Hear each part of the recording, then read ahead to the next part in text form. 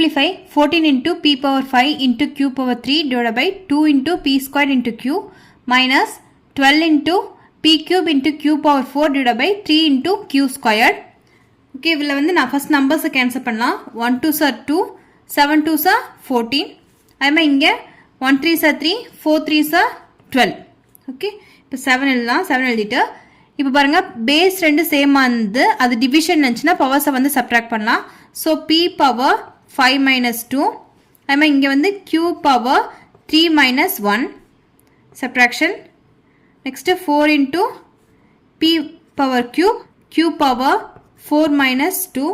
Next step 7 p power 5 minus 2 3 q power 3 minus 1 2 minus 4 into p power cube into q power 4 minus 2 2 7 minus 4 3 into p power cube into q square.